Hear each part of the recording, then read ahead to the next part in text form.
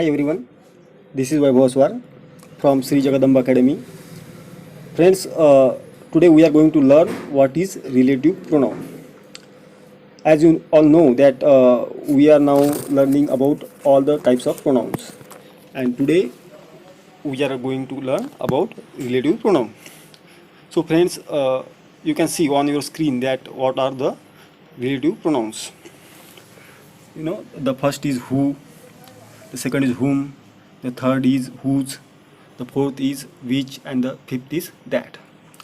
Friends, when we use who for asking any question, that time the meaning of the who is कोण. Okay, and you can easily understand it uh, when you can see in the sentence the question mark is given. That time you can consider who as a कोण.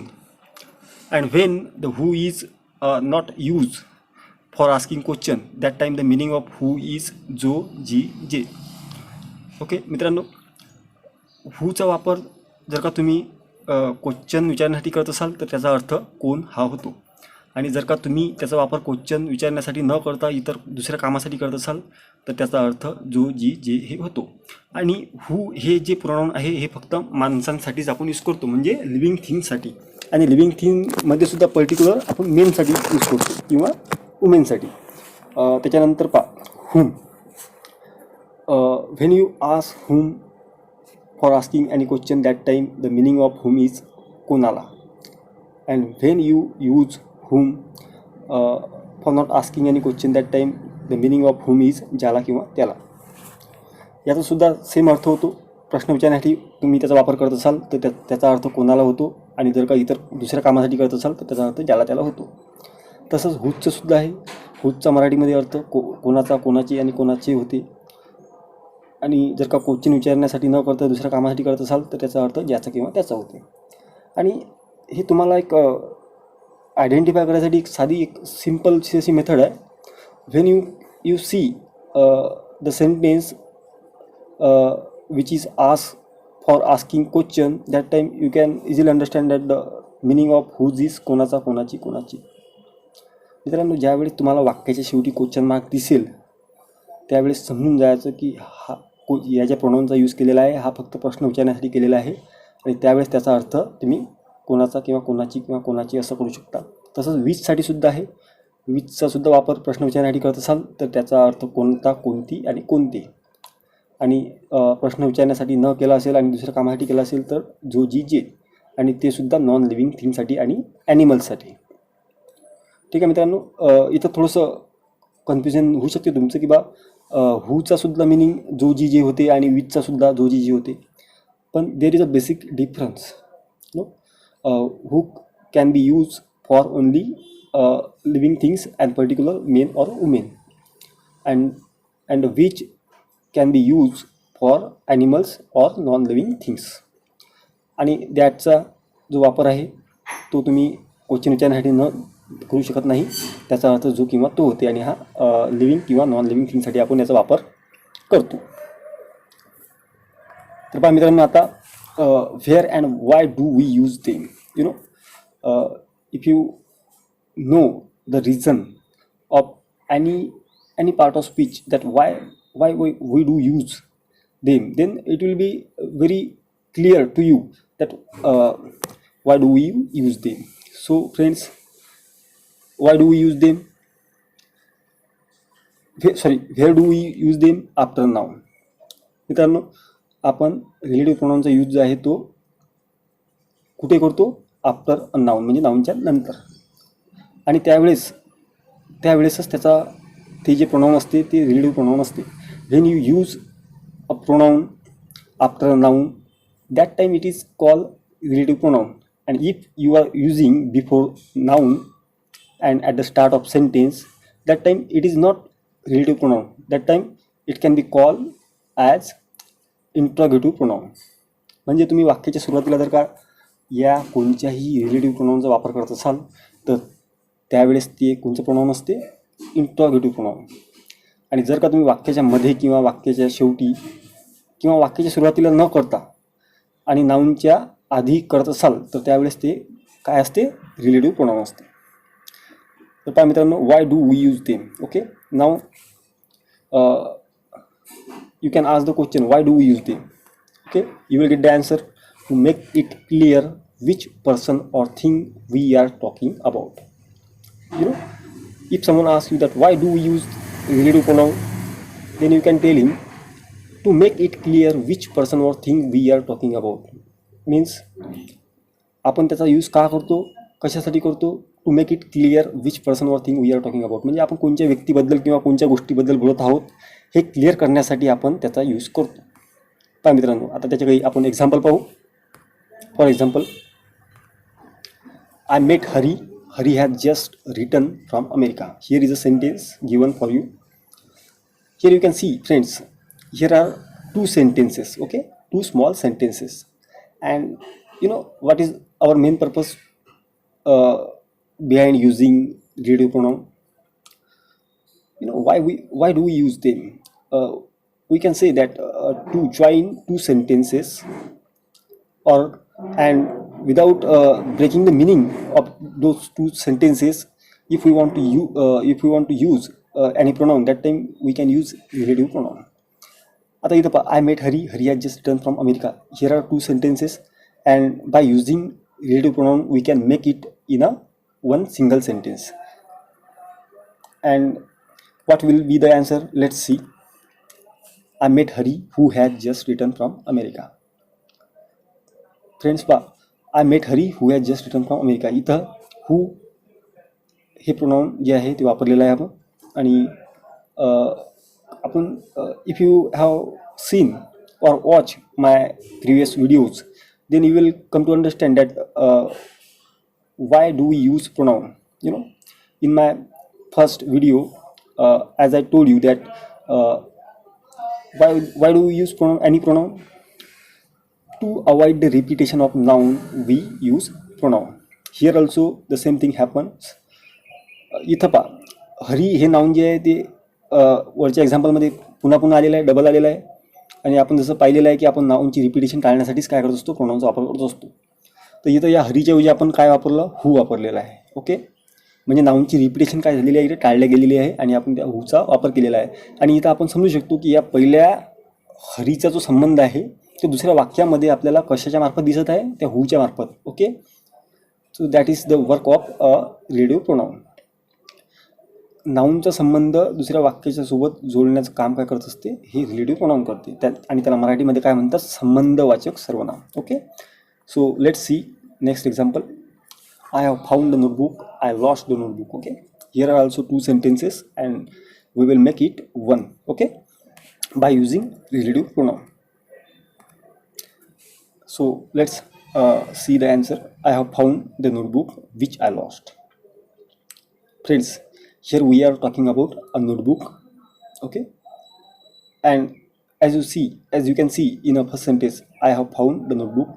Okay, I lost the notebook. Okay, in both sentences we have used the notebook two times. Okay, it means we repeated it. So as you know that we just want to avoid the repetition of noun, that's why we are using relative pronoun. So here we will use the relative pronoun, and you know that the notebook is repeated for two times, so we just want to avoid the repetition of the notebook. And for notebook, which pronoun we can use which. Okay, so I have found the notebook which I lost. तो मित्रांनो, तुम्हाला इथं या हे जे second वाक्यामध्ये जो notebook वाक्य आले, द नोटबुक जे आलेलं आहे, ते नोटबुक तुम्हाला त्याचं काढून टाकावं लागेल आणि त्याच्याऐवजी तुम्हाला विच हे प्रोनाउन जे आहे यूज करावं लागेल. कारण की आपण प्रोनाउनचा यूज कशासाठी करत असतो, तुम्हाला माहीत आहे की आपल्याला नाउनची रिपिटेशन टाळायची असते. आणि इथं आपल्याला ते टाळण्यासाठी या द नोटबुकच्या ऐवजी आपण विच हे प्रोनाउन यूज करू शकतो. Okay, let's see another example. Here is the pen, you lent me the pen. Okay, here are also two sentences, and the pen is a noun which is used for two times. Okay, in two sentences. So we just want to avoid the repetition, and we will put down the pen, and let's see what is the answer. Here is the pen that or which you lent me. मित्रांनो, जसं मी तुम्हाला सांगितलं, that हे जे pronoun आहे we can use for living or non living things, and which can be used for non-living things only. Okay, so the pen is non-living thing, and for the pen we can use that or which, both pronoun you can use. Okay, but you will have to choose one. So these are the examples. If you have any query, you can comment me on comment box. I will reply you. I will give you answer. Okay, let's see another examples. The man who lent me the book. Okay, मित्रांनो, तुम्हाला एक्झाममध्ये जास्तीत जास्त फक्त तुम्हाला एवढं विचारलं जाते, तुम्हाला एक्झाममध्ये असं तर म्हणणार नाही ते की तुम्ही वर तुम्हाला एखादं सेंटेन्स दिलेलं आहे आणि त्यामध्ये तुम्ही रिलेटिव्ह प्रोनाउन यूज करा. तुम्हाला एवढंच फक्त आयडेंटिफाय करायचं असते की बा एक्झाम्पलमध्ये दिलेलं जे प्रोनाउन आहे ते कोणत्या प्रकारचं आहे, which kind of pronoun has been given in the sentence. Okay, so you can easily understand it after watching this video. The man who lent me the book, here who is use as relative pronoun because it is used in the middle of the sentence and there is no such an question mark. Okay, such a question mark, that's why you can easily identify that it is relative pronoun. Let's see another example. The book which I borrowed.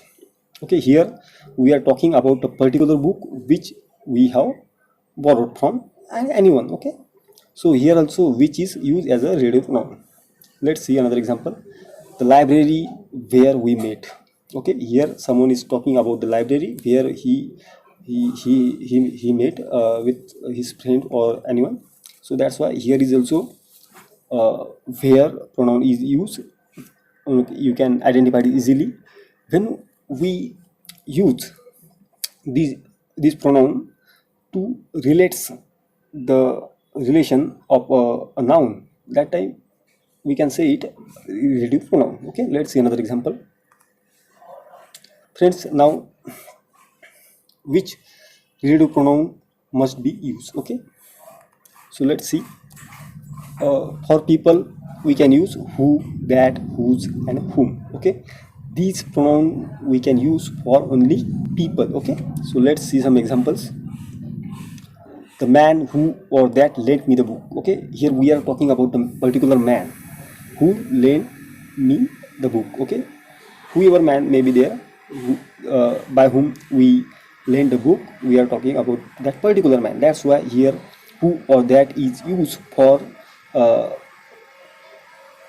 relating someone. Okay, so here इथं तुम्ही समजू शकता की हे हू किंवा that जे आहे त्या पर्टिक्युलर माणसाबद्दल बोललेलं आहे की ज्याच्याजवळून ते बुक जे आहे ते उसनं घेतलेलं आहे. ओके, म्हणून आपल्याला ज्यावेळेस असं वाक्यामधून अर्थध्वनित होईल की आपण एखाद्या गोष्टीबद्दल किंवा एखाद्या माणसाबद्दल बोलत आहोत की ज्या माणसासोबत आपला आधी संबंध आलेला असेल किंवा आधीच्या सेंटेन्समध्ये संबंध आलेला असेल, तर त्या माणसासाठी किंवा त्या गोष्टीसाठी जे प्रोनाउन यूज केले जाते ते म्हणजे काय असते, तर रिलेटिव्ह प्रोनाउन असते. ओके, नेक्स्ट एक्झाम्पल पाहू. The man whose book I borrowed. आता इथं पहा, the man whose book I borrowed. Here we are talking about the man from whom we borrowed the book. Okay, ज्या माणसापासून आपण book borrow केलेलं आहे त्या माणसाबद्दल बोलत आहोत आणि त्या माणसासाठी आपण इथं काय केलेलं यूज केलेलं आहे, हुज. म्हणून हुजसुद्धा काय आहे, एक प्रकारचं रिलेटिव्ह प्रोनाउन आहे. ओके, आता पहा, the relative pronoun hmm is only common in formal styles. Okay, आता इथं आपण या वाक्यामधून सांगू शकतो की बा नेमकं रिलेटिव्ह प्रोनाउन जे आहे हुम हे आपण कुठे यूज करू शकतो, फॉर्मल स्टाईलमध्ये. ओके, तर पहा कसं, the man from whom I borrowed the book, very formal.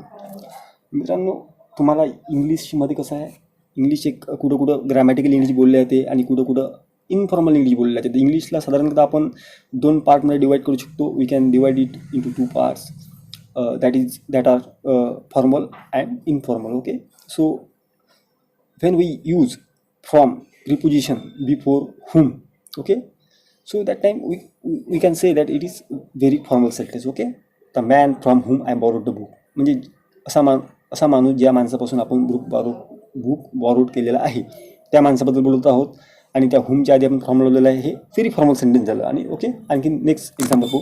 It becomes less formal if you put the preposition at the end.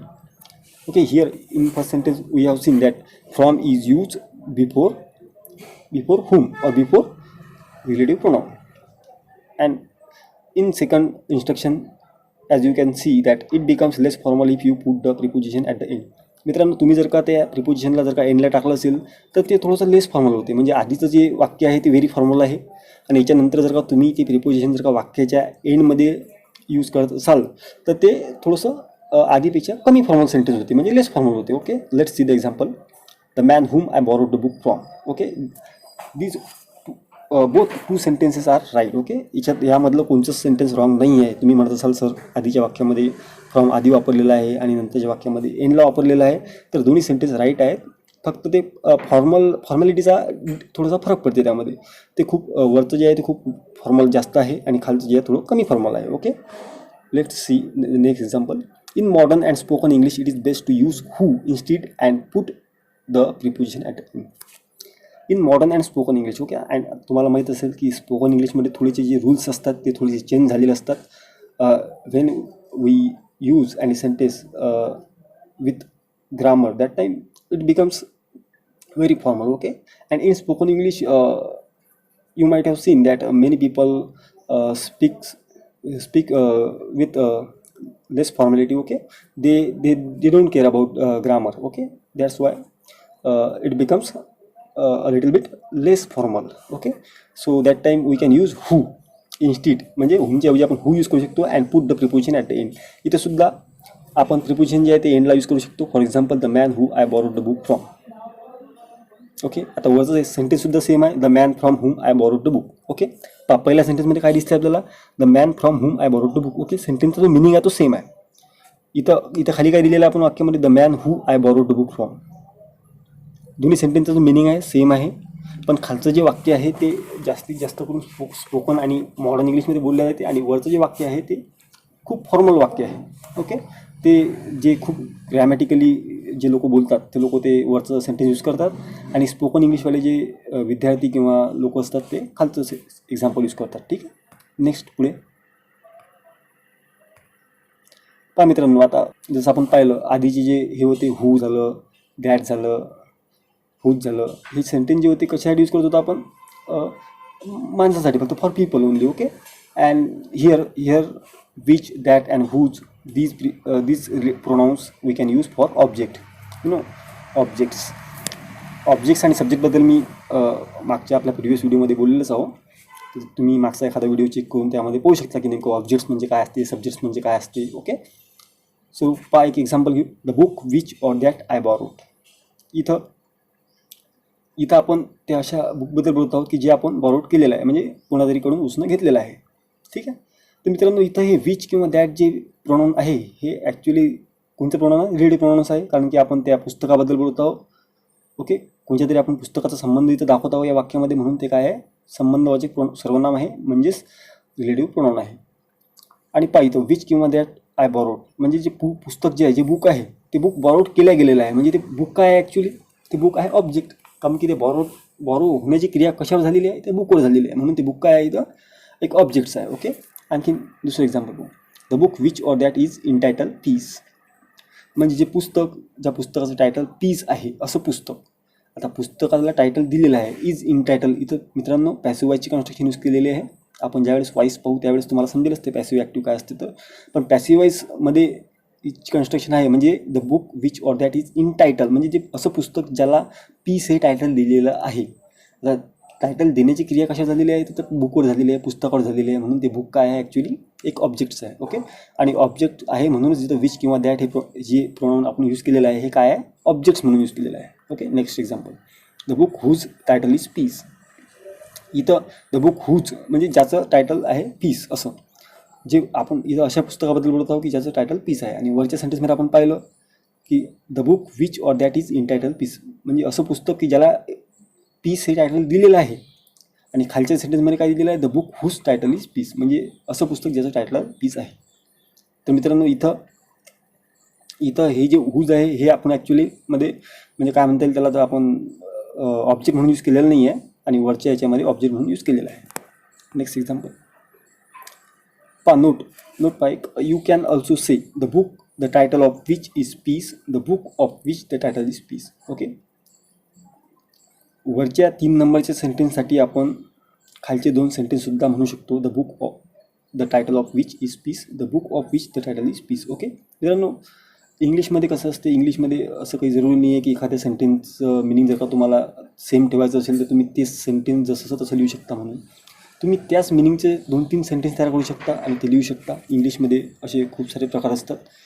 Okay next पाहू, for places. Okay, times and reasons, where, when, Y and that. Friends, जर का तुम्हाला एखादं प्लेसबद्दल माहिती सांगायची असेल, म्हणजे प्लेसचा संबंध दाखवायचा असेल तर तुम्ही व्हेअर, टाईमचा दाखवायचं असेल तर व्हेन, आणि रिझन सांगायचं असेल तर वाय किंवा दॅट, अशा टाईपचे तुम्ही जे रिलेटिव्ह प्रोनाउन आहेत ते यूज करू शकता. आणि आपण ते एक्झाम्पल थ्रू पाहू. Let's see the example. In formal English you can use these as relative pronounce. In formal English use which with a preposition.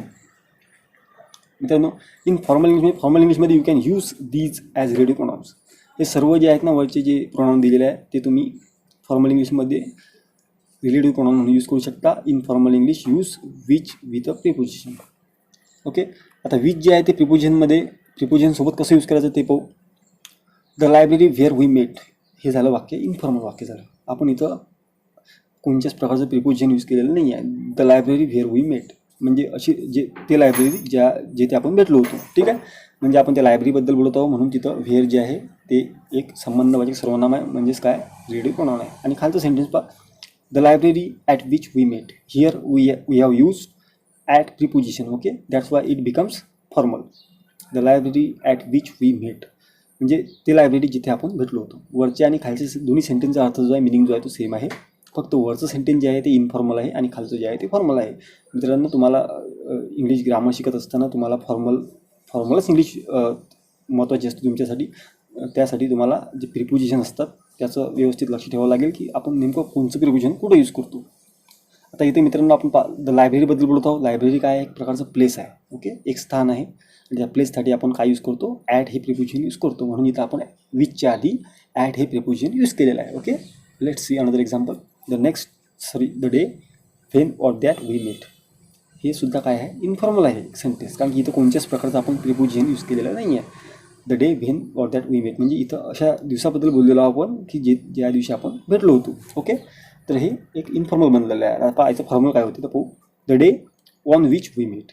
आता दिवसासाठी तुम्हाला जर का तुम्ही प्रिपोजिशन वगैरेचं थोडं वाचलं असेल कधी, तर तुम्हाला समजेल की दिवसासाठी आपण किंवा कोणत्याही डेसाठी आपण ऑन ही प्रिपोजिशन यूज करतो. आणि इथं आपण पर्टिक्युलर एका डेबद्दल बोलत आहोत. That's why we use here on preposition. Okay, and that's why it's becomes a formal sentence. Okay, next sentence. The reason why or that I was at the library.